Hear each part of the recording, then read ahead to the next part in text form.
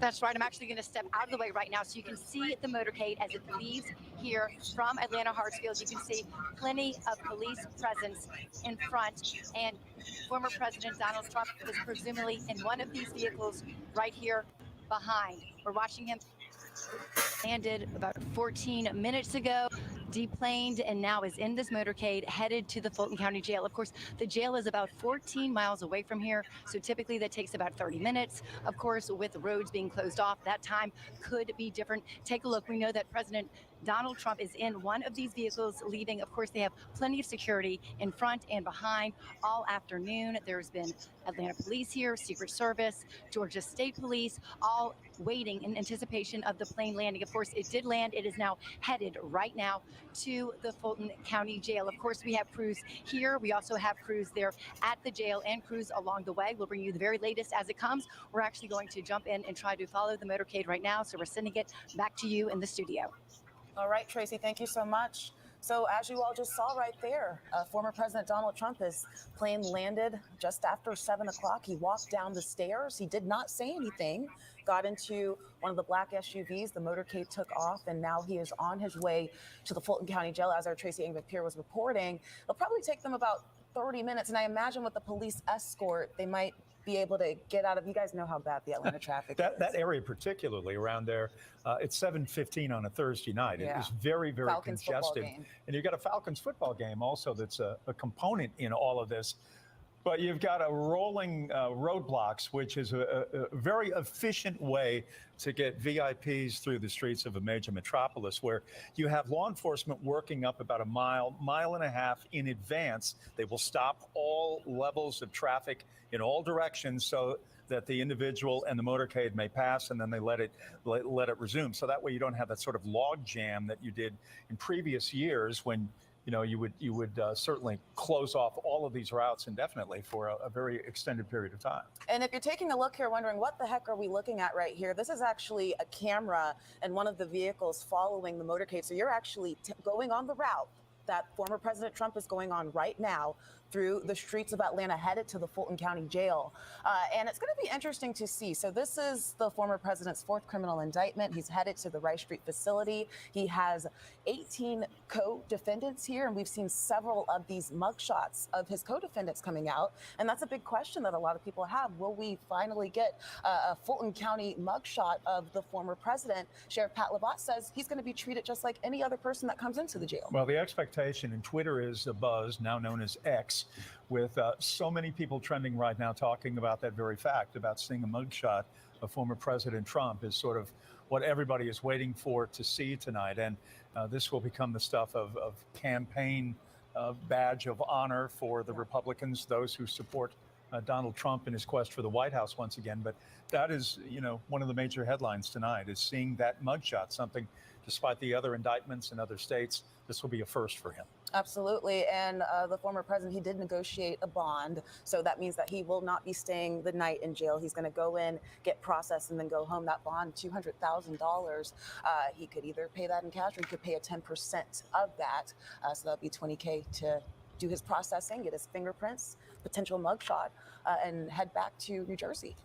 Steve Sadow now is his defense attorney. That is one of the developments today. And if you've lived in Atlanta for any period of time over the last 30 years, you recognize that name, whether it is the Ray Lewis trial, it is the Gold Club trial that was so celebrated around the country about the strip club and gangster activity within.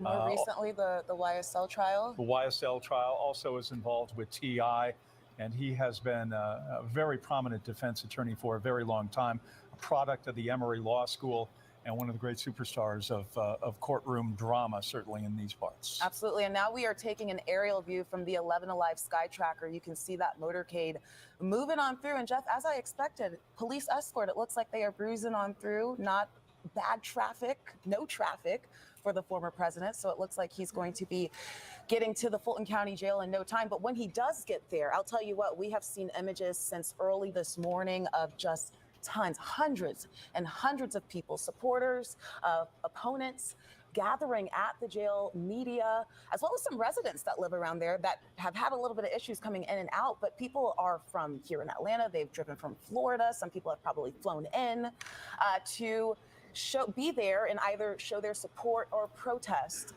the former president showing up there. So right here on the interstate, as you make your way northbound toward downtown Atlanta, traffic will begin to pick up, or generally it does, if we can generalize Atlanta traffic, which is probably not a very good thing to do, certainly on a Thursday night. But so far it has been clear sailing, but this will begin to probably logjam a little bit here as it gets closer to the downtown area in the former Turner Field. Absolutely.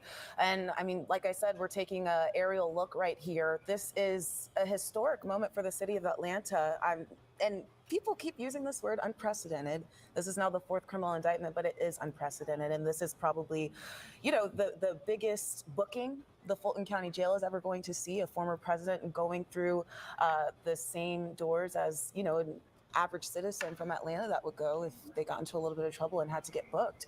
But so it's going to be very interesting to see what comes down when we see the president get to the jail there. Well, the context of this is very dramatic. You're talking about 2024 election season right around the corner, and you're wondering what sort of implications this will have toward the eventual Republican nominee. Last night from Milwaukee, we saw those who want to be the Republican nominee, and they are, if you believe polling right now, they are a long way behind Mr. Trump, as he is the front runner to become the Republican nominee in 2024. But, you know, we talked about this a couple of minutes before we went on the air. We're not that far away from Iowa, and you've got these indictments looming. You have this arrest. What does this look like? Governor Kemp yesterday on a podcast from Miami was asked about that specifically, about Donald Trump way out in front right now. And the governor made an interesting correlation that I think a lot of us here in Atlanta will understand. He said the numbers 28-3. He did.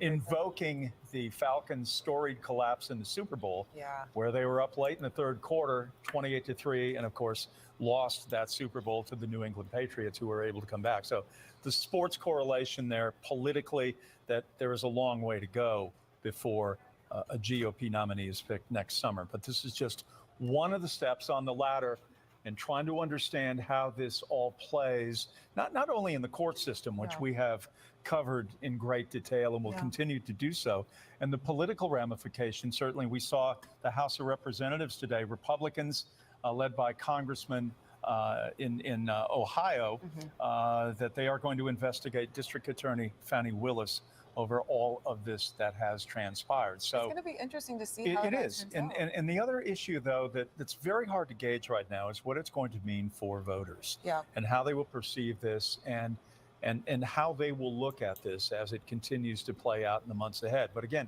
the polling right now is showing that every time Mr. Trump gets indicted or finds himself in these circumstances, his numbers seem to rise. And speaking of that GOP debate last night, I mean, there was a point in time you had 8 folks on the stage. Donald Trump was not there.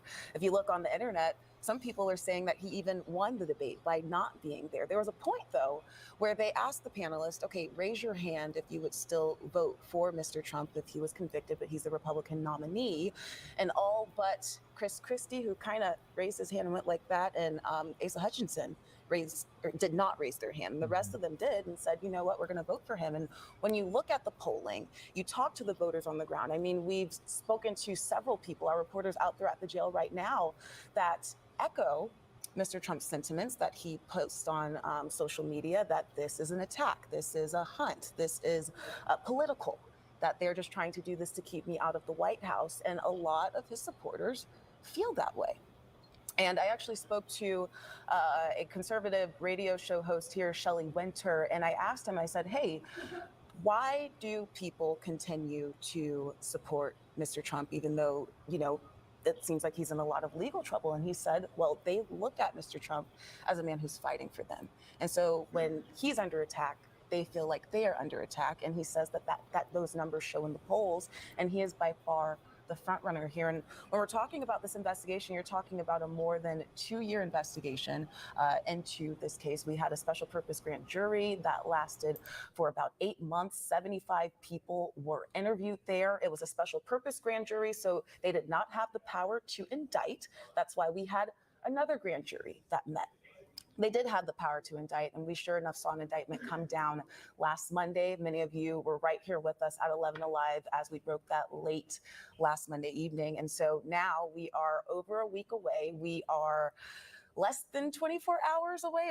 It's Thursday, right? Yeah, less than 24 hours away from the Friday at noon deadline, tomorrow at noon deadline that DA Fonnie Willis set for all of the 19 co-defendants to turn themselves in at the Fulton County Jail. And throughout the week, we've seen several people post bond. We've seen several people surrender. And there are still some folks who have not surrendered, but they must do it by tomorrow at noon. We're coming up on 7:30. It is almost 7:28 right now. If you're just joining us, former President Trump landed at Hartsfield-Jackson International Airport a little over 20 minutes ago. He then deplaned. We were able to see him as he walked down the staircase from the plane to the SUVs. That took about a minute. He paused briefly, gave a double thumbs up. In his familiar blue suit, white shirt, and red tie. He then got into the SUV, and the motorcade began its journey into Atlanta traffic, which is always slammed at this time of night. But for that matter, it's slammed all the time. But nonetheless, it has gone swimmingly right now. I mean, they have not had any stops whatsoever, and now have made their way from the interstate, making their way toward Rice Street and the Fulton County Jail on Joseph E. Lowry Boulevard is the route they were going to go. We speculated a little bit earlier that there was maybe 2 routes they could go. They could take North Avenue, but again, the Falcons are at Mercedes-Benz Stadium tonight, and certainly you don't want to make that traffic scene any more problematic than it already is. But so far, so good, and Mr. Trump expected to be arrested around 7:30. It looks like his schedule is a little off. There's a little bit of rain. Off by a couple of minutes, but not too far. A little bit of rain before that takeoff. So right now we want to head to our Molly Oak, who's on the ground, and she might have a view of this motorcade coming through any second. Now, Molly, can you paint a picture for us? What are you seeing right now? Just for some perspective, we're only about a mile from the jail. I want to step outside just because consistently over the last couple of minutes, we have seen police, Georgia State Patrol, cruising by for the past about 15-20 minutes. This intersection has been blocked off. We are at Donald Lee Hallowell and Joseph E. Lowry. Now, we are guessing with what block off we are seeing right now. Hold on, we have some more of the motorcade coming through. We are assuming that with this block off that we are seeing that they will head down Joseph E. Lowry and then turn on Jefferson toward the jail. Now, when I say agencies are out here, I mean Fulton County, Atlanta, DeKalb County, Clayton County, even MARTA Police we have seen playing a role with also Atlanta Police. Metro Atlanta. These severe now closing in. We could be talking about damage and winds, hail, and how you can plan ahead by knowing what's coming overhead. Heavy storms are rolling in. Expect pop-up thunderstorms and rain all day long. And how you be weather ready wherever you are. We expect at any moment a tornado warning could be issued. The 11 Alive Storm Trackers. It's how you'll be prepared and stay safe. 11 Alive Morning News. We began with breaking news this morning. Is where you know what's happening now. 11 Alive is live on the scene. Where you can confidently plan ahead. This severe weather is intensifying. By knowing what's coming overhead. And we're Atlanta's traffic expert. We've seen delays almost 30 minutes worth of helps you get there on time. Every time. 11 Alive Morning News is where you start the day prepared. Watch weekdays 5 to 7 a.m. If you see breaking news or severe weather near you, snap it and share it using Near Me on the 11 Live News app. Former president will arrive. We now have a better idea of that because we are seeing that motorcade from the sky. I'm trying to back up away from the camera so I can get a better look. And if you can check it out here, we have a couple motorcycles that are about to come through, pass through Donald Lee Hallowell intersection and through Joseph E. Lowry toward the jail. That was 2, 4, 6, 8, 10, 12, at least 2 dozen motorcycles that just passed on through, and more are on the way. We can see more lights coming this way. Again, Joseph E. Lowry coming toward the jail. We have people for and against the former president here, all cell phones out, trying to snap a shot of the motorcade as it cruises on through.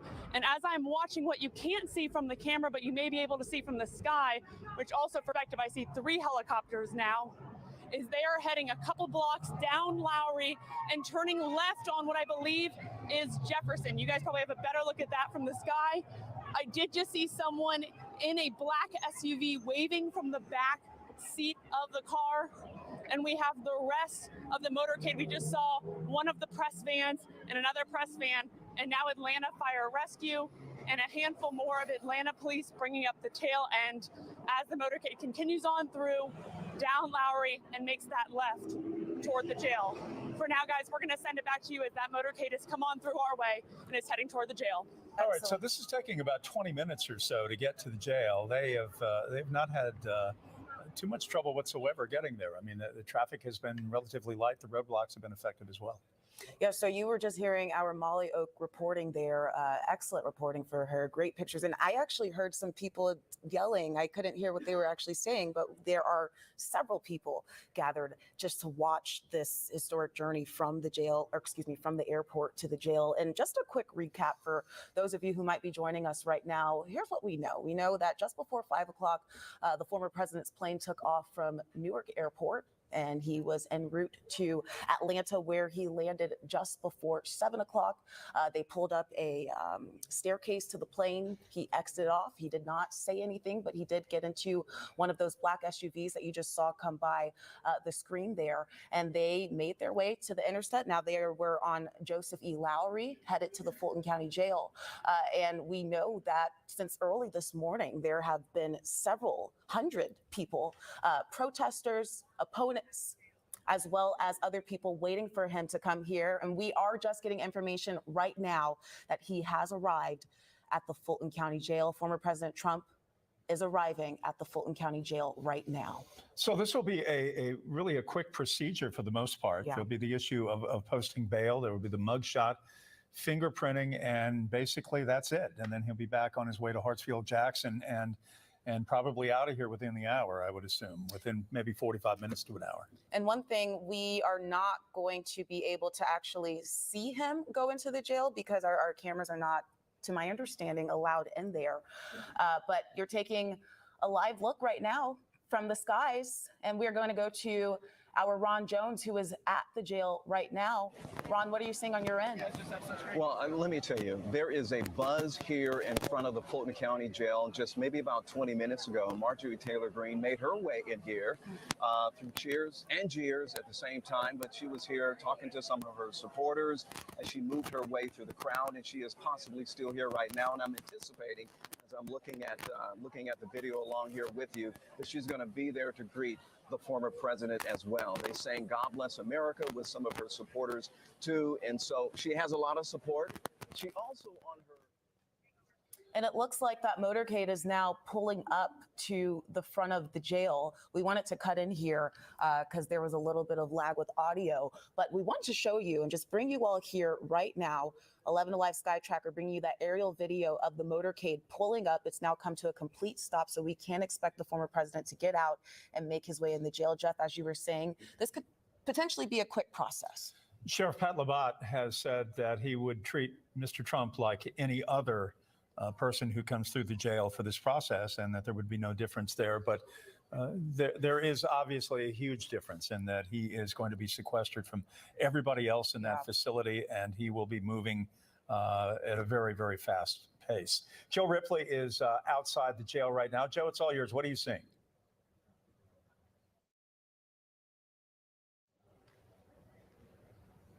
All right, we're having a few technical problems with Joe. We will check in with him shortly. We'll get that audio squared away. But again, we are looking high above the jail right now. This is off Rice Street in downtown Atlanta, where former President Trump arrived just a few minutes ago with his motorcade, and he is now inside the jail and going through the booking procedure. And back to what Sheriff Labatt said, you know, he's going to be treated like any other person. It's kind of hard to do that when you're a former president because you do have Secret Service for life, and you can just see here how much protection, the row of motorcycles. You see the police department in the front. You see the motorcade here. So it's going to be interesting to see. What I want to wonder, I know our cameras are probably not going to be inside the jail, is does that Secret Service detail go with him, even through the fingerprinting process, the potential mugshot that we might get here?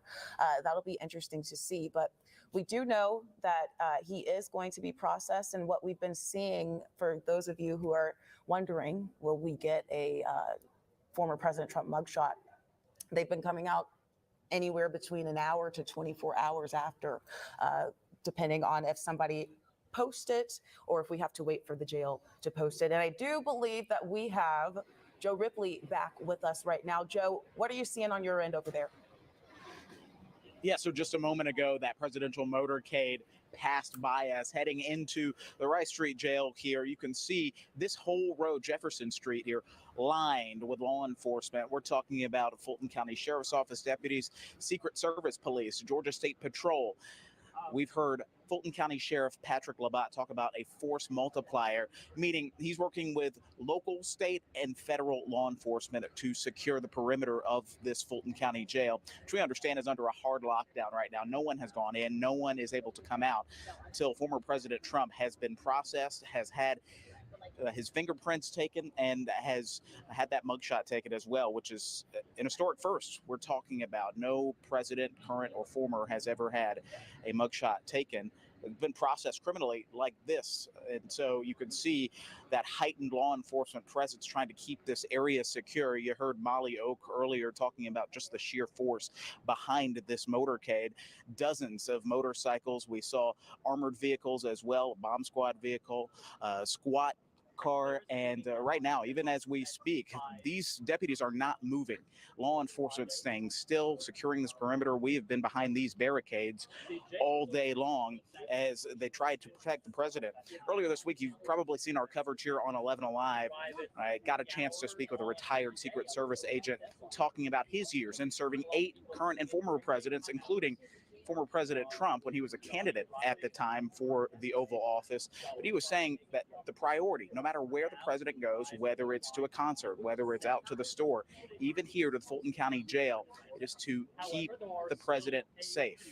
Even if he has left office, we expect that security will be stuck to President Trump, former President Trump, all night long as he makes his way into the jail, gets processed. That process should take about an hour or so, and then he will promptly leave. We hope to hear from him tonight. We'll see what happens in that area, but he is expected to make it back home to his New Jersey estate at some point tonight. We'll send things back to you in the studio.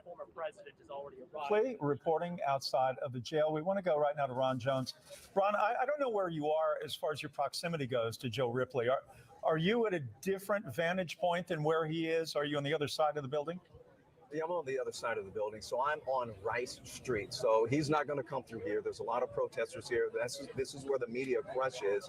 He's on the other side, probably being taken into the Sally Port. I'm trying to look at the video at the same time that you guys are looking at it as well. But the one thing I wanted to point out here, and that is this: Marjorie Taylor Greene has been here for the past hour, and she was out here speaking with those who support her and those who support the former president as well. And she put out on the X platform, formerly known as Twitter, a mugshot of herself. This is something that she produced, showing that she is in, right standing with the former president, and she is standing by him as well. Now, I have Rebecca Lindstrom. We have my colleague here to talk a little bit more about the process. So he's in there right now. He's being processed. What can we expect to see? Well, one of the things that I'm doing right now is actually timing how long this process takes for him. We know that we have been told from other people, that have had to go through the traditional process that this can take hours, days. But for those who have had a pre-negotiated surrender, they've been in and out in about an hour. So we're curious to see really if that process is even further expedited for the former president. So we're going to time it. We're going to see exactly what he is able to accomplish and in what period of time. What's interesting, though, is, we've been talking a lot about the differences of this case and other cases that have occurred earlier in the year when he has surrendered. And we know that in April, when he surrendered in New York, that community got rid of bail for non-violent offenses. So there was no bail in that case. And then when he surrendered in June in Miami as well as in D.C., in those cases, he was allowed to leave with a signature bond. So essentially, signing a piece of paper saying, I promise I will return when I am needed to appear at court hearings. This is the only case of those 4 this year where he is being expected to pay that $200,000 bail. I mean, that's what's been set. And it is the only case that we've been told where they're expecting to take his photograph, the infamous mugshot. And so in that way, this case has already set itself as being very different than the other 3 indictments that we've seen earlier this year. Absolutely. So let's look at your timer right now. He's been in there for 8 minutes, 15 seconds. And I would suppose that the Secret Service, they don't want to waste any time. And Joe Ripley talked about this. It's all about keeping the president safe, or the former president safe. I don't care if it's former President Barack Obama, former President Jimmy Carter, or even same rules. Right. The Secret Service, their mission is to get him in there and get him out safely and get him on to his next agenda. So when you look at this, 8 minutes so far, a little bit more than 8 minutes. I would think that he will be out here shortly. What do you think will happen after that?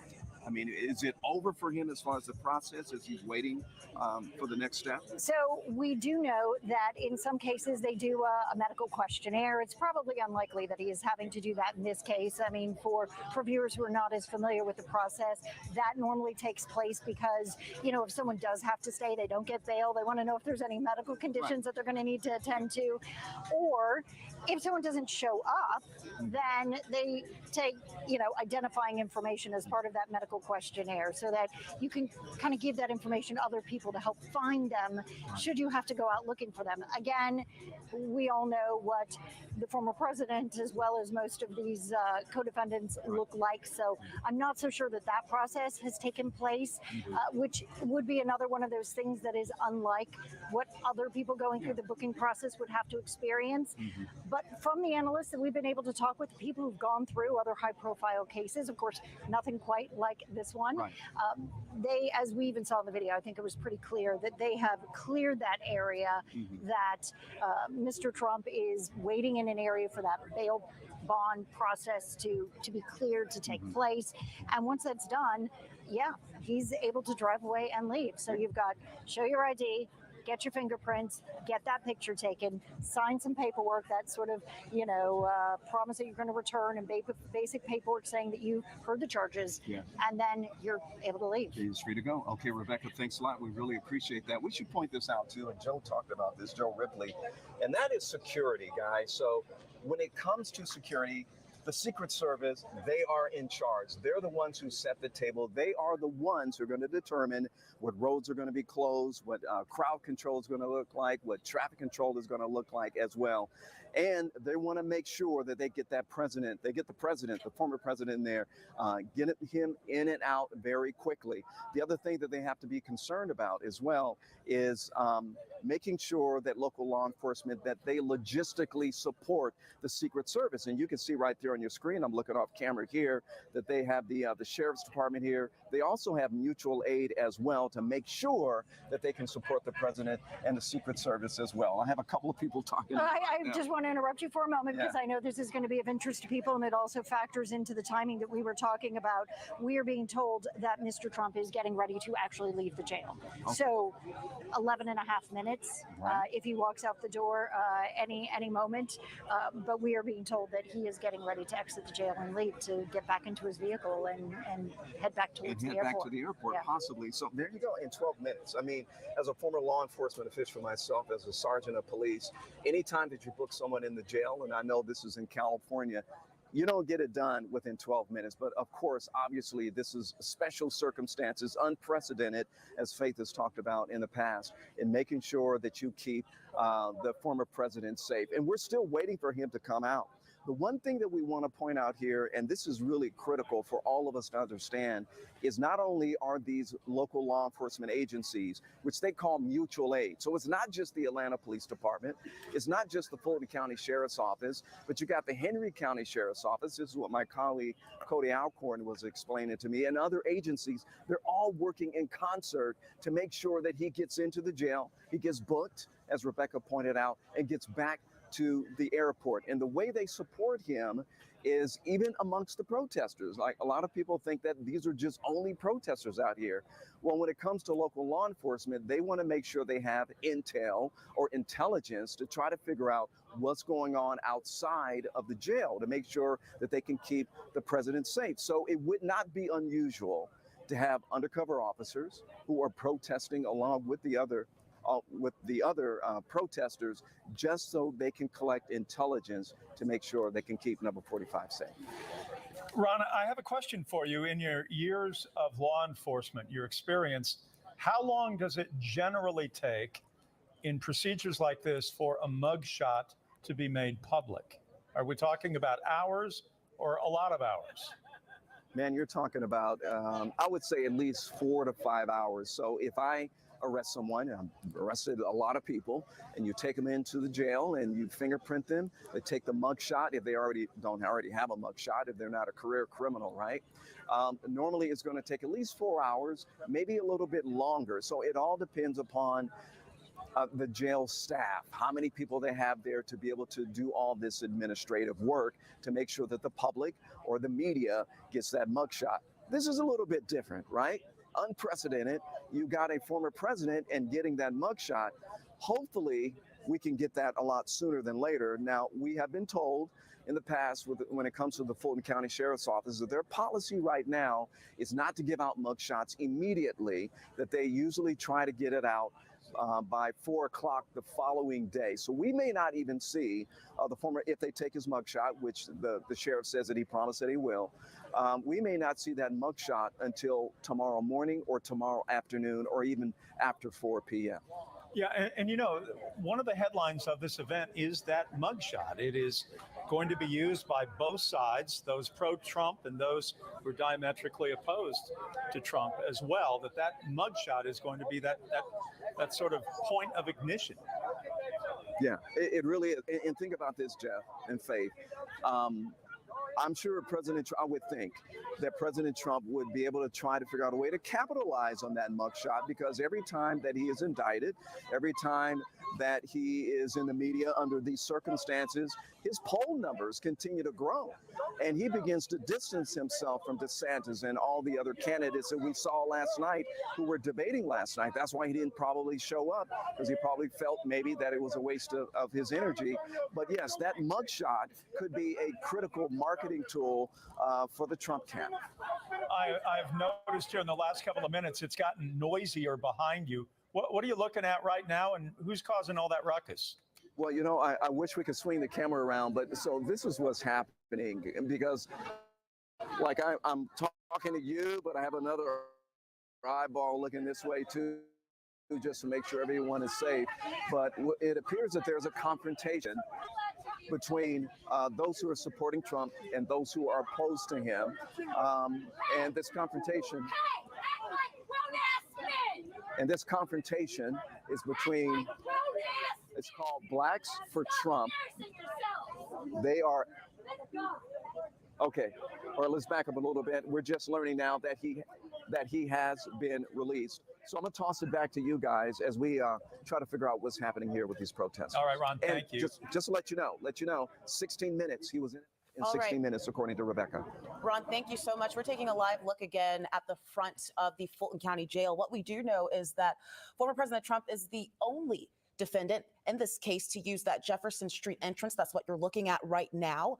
It is more secure. As you can see, there's less people. Everyone else, we're told, had to use the Rice Street entrance. So you are looking at that Jefferson Street entrance right there. And we do want to apologize. This is live TV, and there are a lot of people on the ground. You might have heard some colorful words, as Ron explained a little earlier. So we do want to apologize for that. And came back to us for that. But I do want to let you know that while we were looking at him, at Ron and what was going on, we did learn that The former president has now been booked. He is about to exit the jail, and a court docket actually shows that he was booked on 13 charges. For some stats that people might be wondering, it came down as that he was 6 foot 3 inches and coming in at 215 pounds. We are going to head over to Joe Ripley right now, who is on the ground for us. Yeah. Joe, we are hearing that the former president is leaving the jail. Any movement behind you right now? In a matter of minutes, in fact, we expect former President Trump to make his way out of the Fulton County Jail and head back towards Hartsfield-Jackson Atlanta International Airport. From where we are, little motion at the moment, but that could change at the drop of a hat. You can see behind me, though, where we've been seeing for several minutes now, a number of Fulton County Sheriff's deputies, Secret Service police, law enforcement agencies represented from all across the state of Georgia, Metro Atlanta, standing along Jefferson Street, which has been blocked all day from Marietta Boulevard down to Lowry Boulevard, as they try to secure the perimeter here around the Fulton County Jail. Former President Trump took a couple-hour flight from the New York, New Jersey area to make his way down here. A 20-minute or so drive here to the jail, and now in less than that time, he's processed, he's booked, and he's been released, we understand. So we expect that motorcade, the same amount of sheer force and law enforcement that arrived here at the jail with President Trump, to leave with former president in tow. It's hard to tell from the vehicles, those black SUVs with the tinted windows, which specific car he was riding in. But maybe we'll see a wave. I think Molly was saying that she saw a wave from the back of one of those vehicles. So we'll see what happens. We saw a number of those motorcycles. We saw an EMS vehicle. We saw law enforcement vehicles of all sorts flanking the president. And of course, we know that is the job of the Secret Service, especially with protests on the other side. You heard Ron mention some of the commotion, ruckus going on the Rice Street side. It has been noticeably calmer here, and maybe some of that has to do with the men you see here in view, the Secret Service agents working alongside the Fulton County Sheriff's Office deputies, which this has been in the works for months, right? We knew once this indictment came down that it was going to be a little more real, the timing would speed up, and the plan was going to be set in motion. But even months ago, with the other criminal indictments that former President Trump was facing in the Miami area, in New York and Washington, D.C., that Fulton County Sheriff Patrick Labatt sent deputies of his own to see how those cases were handled, see how media and protesters could be contained, and have a clear path for former President Trump to make his way from the airport to or his estate to the jail or courthouse where he would be booked. So in a matter of moments, we do expect former President Trump to come out of the jail. We have been staked out here on the Jefferson Street side all day long, and really things picking up in the last hour. No really protesters. We've seen a couple of people, folks from Atlanta who live here, work here, go to school here, have walked by occasionally, but we haven't noticed anyone really in the last hour or two since the former president was in the air or when he landed, showing you just how significant this hard lockdown has been, which we were told about for weeks now. This is a rather simplistic question, but why are protesters and those who are passionate about this subject not gathered on Jefferson Street, given the fact that there are really two ways in and out? Common sense would decree that, if he's not over on that side, that they should be over on this side. I think it's curious that nobody has decided to go over there. Right. So I can tell you the reason probably for that, there's a lot more green space over on the Rice Street side, a lot of residences over there. So it lends itself to have more of those protesters there. But we understand the motorcade at this moment is moving our way. And so we should expect this to come. We see some law enforcement vehicles in motion. You see that Dodge Charger just passed our way, and now here come the motorcycles as the presidential motorcade is expected to make its way back to Hartsfield-Jackson Airport. You see the Fulton County Sheriff's Office deputies, Georgia State Patrol, Atlanta Police, and now the black SUVs, which we believe former President Trump is in one of. And we see a couple of more vehicles a little more slowly. I guess those motorcycles going ahead to clear the way, making sure traffic is clear. So the former president, has a smooth ride back to the airport. You can see that probably about half a dozen vehicles here, these black SUVs, are passing by the Fulton County Jail. It seems like they just arrived, and just that quick, they're already headed out. Support vehicle there, press vehicle, and another Sprinter van passing us now. Atlanta Fire Rescue truck and Atlanta. All right, Joe Ripley reporting for us live outside Jefferson Street on that side of the jail and the exit, as former President Trump and his motorcade now making their way toward Hartsfield-Jackson. And that Trump airliner will then fly back toward the Northeast in all probability. And some interesting notes from our reporters on the ground and just some observation from here in the studio. It looked like the booking process took under 17 minutes. So pretty quick compared to what you would normally see there, 1 to 2 hours from what I've been reading. And we did see him use the Jefferson Street entrance. He's the only defendant in this case to use that entrance. We're told it's because it's more secure. There are less people there. If you just saw Joe Ripley's shot right there, that's where he was. And you could see the difference between Joe and Ron, who was on the Rice Street side of the jail. A lot more people over there. And we do know, according to the court docket that came out once he was booked, that he was booked on 13 charges, and his height and weight came in at 6'3", 215 pounds. And that has been a point of conjecture for a lot of sports books from Las Vegas to the United Kingdom have been trying and taking bets about how many pounds Mr. Trump would weigh. And I thought of those stories that I have read this week about betting. People will bet on anything, but that has certainly been a subject that has received a lot of money on it in the last few days. And another element that makes Georgia so special and so different. Once again, this is the 4th criminal indictment of the former president, and this is the first time we are getting these figures. So in a way, the sheriff was right. He would be treated the same as anyone else coming into the jail. But, you know, he is a former president, so he has a Secret Service. He has a motorcade. And so we did see a little bit of different treatment, but in and out, less than 17 minutes. And now you are taking a live look from our 11 Alive Sky Tracker as that motorcade heads back to Hartsfield-Jackson. And if you all are just joining us, we want to just give you an update on what we've seen over the last couple of hours. Just before 5 o'clock, we saw former President Trump's plane take off from Newark, New Jersey. He landed in Atlanta around just after 7 o'clock. He walked off the plane, went straight to a black SUV. He did not give any remarks.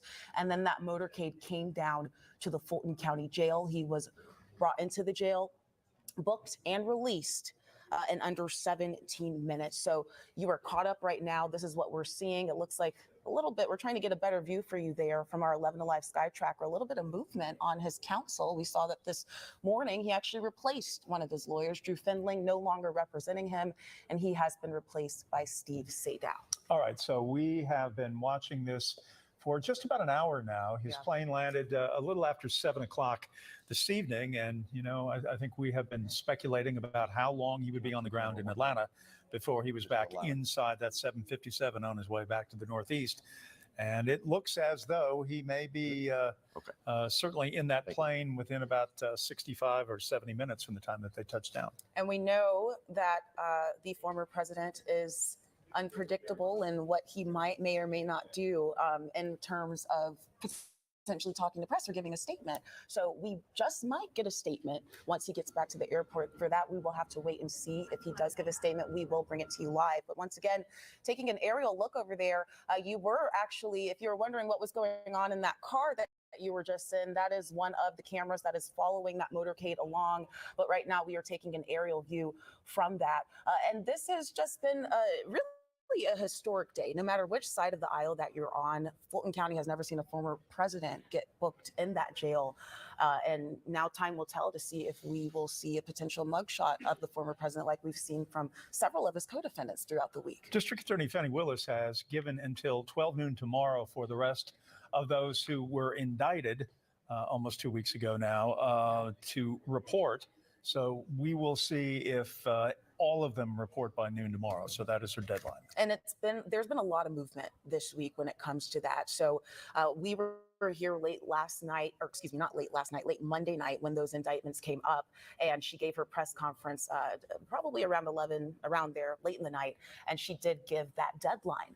And so this week was when we first started seeing, I believe Monday is when we first started seeing a little bit of movement on people going and negotiating their consent bonds. And the reason that they wanted to negotiate a consent bond is so that they could do what you just saw there, go into the jail, be processed, and then they could go home.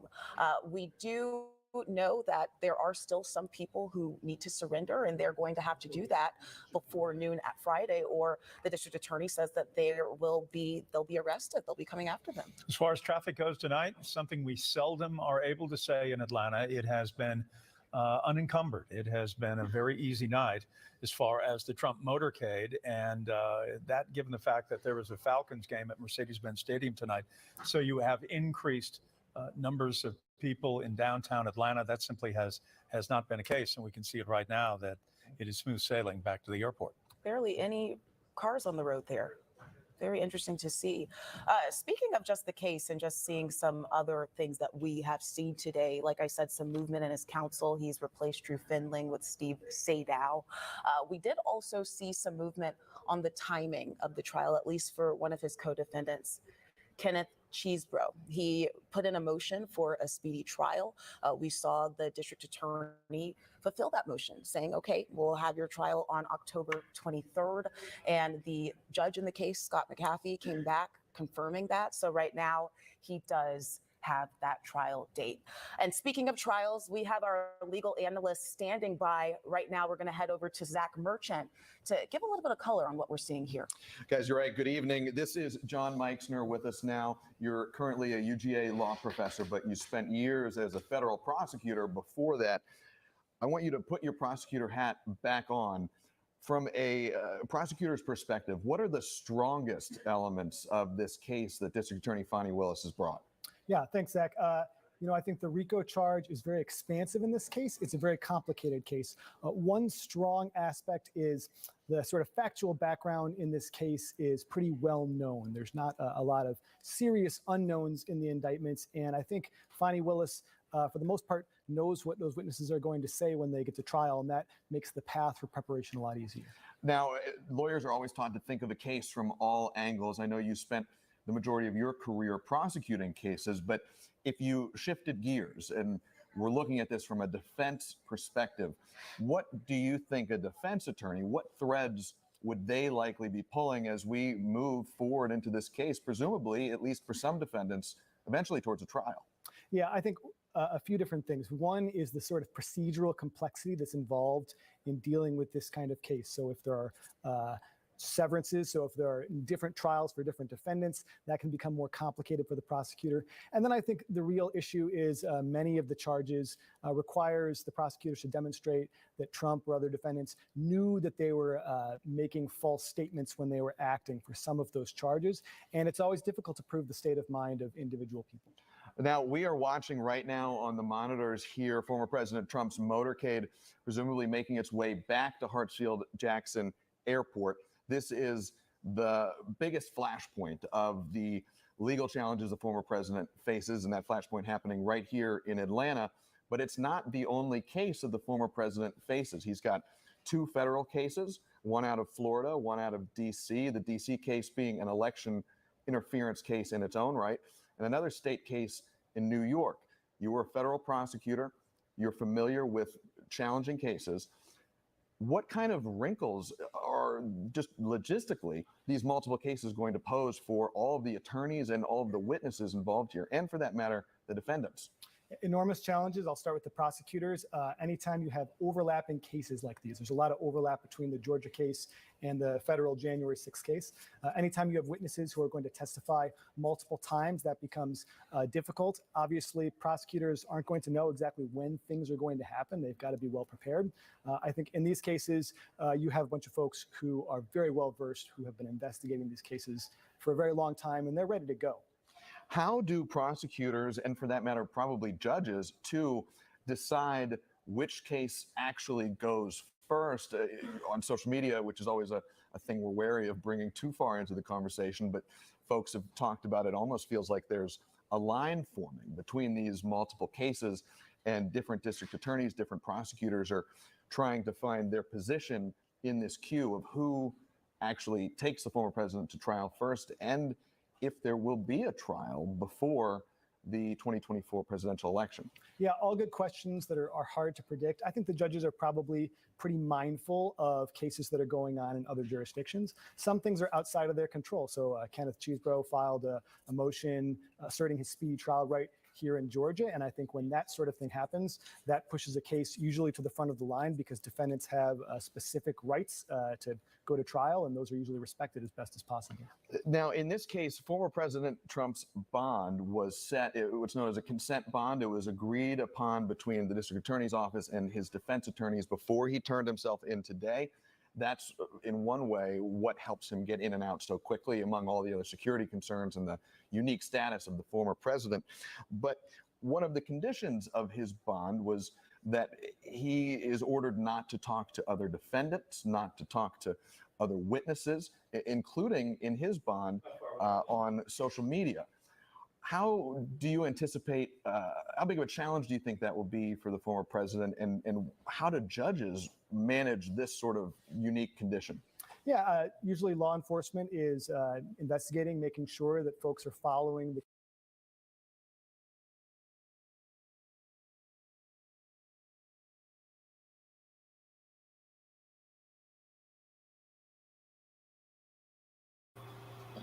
Hey guys, it's Mocha Mima. All right, you guys, Don the Con was processed in 12 minutes at Fulton County Jail. Listen, hey, he was a former president, so that's quicker than anybody else that's been processed down there in that jail. So y'all make sure you like, subscribe, click on the bell button for uploads, and I will keep you posted. As soon as he gets a mugshot, I will put it up on my community tab. They did say that his height was, where did I read the height? I know they said his weight was 215 pounds, which that shocked me because he looked heavier. Then I said, are they lying about his weight? But anyway, y'all, his height was, let's see here. I can look at it. Height 6'3", his weight 215. But, you know, like I said, the Washington Post said that may not be accurate. So we will see you guys. Make sure you like, subscribe, click on the bell button for the upload, and I will see you in the next video. Thanks for watching. Work, work, work. To me, I get work, work, work, work, work, work. See me do me dirt, dirt, dirt, dirt, dirt, dirt. So me for that work, work, work, work, work, work. When you walk a line, in the cafe, try me, I deserve. Nothing to be lurking. Yeah. You make a like, now you don't like it. You know I dealt with you tonight.